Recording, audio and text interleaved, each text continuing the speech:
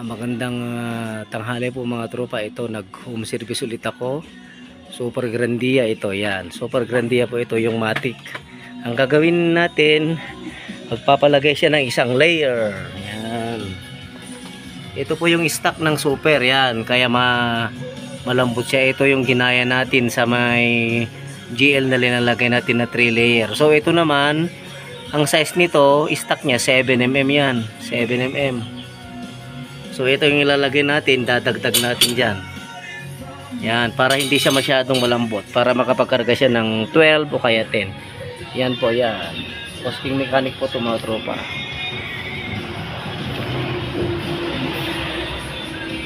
Yan, 1 layer, dagdag.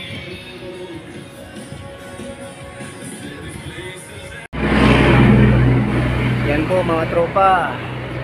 Yan, nasalpag na natin ng kanyang 1 layer. 1 layer lang po dito sa may Super Grandia.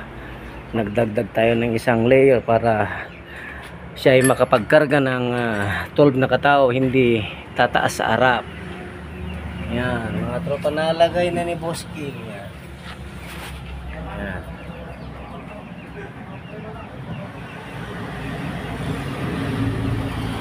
Nalagay ko na pati sa kabila.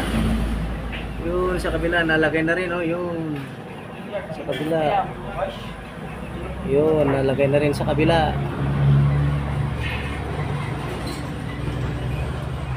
Ayan, balik na natin yung mga U-bolt. Boss King mechanic po ito, mga tropa, ayos.